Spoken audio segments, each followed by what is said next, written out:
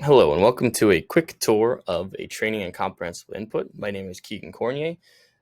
At the start, we can see that we have the home page, which has the course description, some contact information, and then I post any of the announcements that go along with the modules or any assignment that's for that week right on the home page so that any student would be able to see that.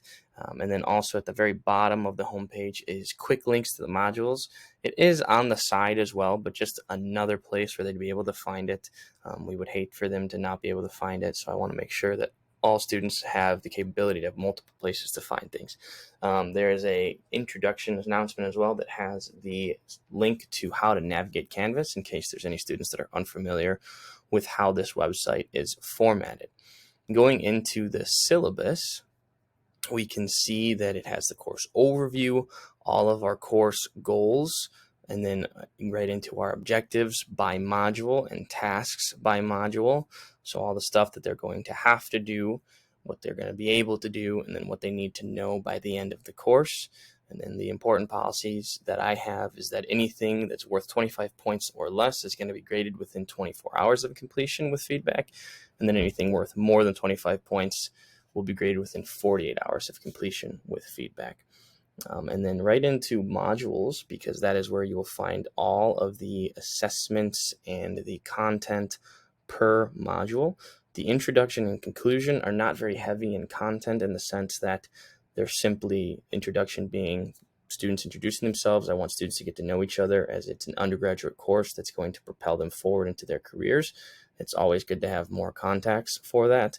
And then a conclusion being a discussion post based on their Module 3 assignment where they'll be able to get feedback from their peers and not just myself so that they can understand what they can do better going into their new careers as teachers. Modules 1, 2, and 3, you can see is where we have the content-heavy stuff, being readings and a few videos. What CI is Module 1, so they're going to do a few readings. They'll have discussion posts that's directly related to that where they can interact about what comprehensible input is. And then an application where they're going to show me whether or not they truly understand it by using those readings and APA citations. Module 2 being that they're going to plan a lesson using comprehensible input. So there's some readings in what goes into a lesson plan to allow them to make it for comprehensible input. And then the discussion post is some of the concepts that go along with that. And the application is actually creating that lesson plan.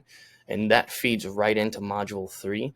These readings, important, however, not totally necessary. These ones are optional.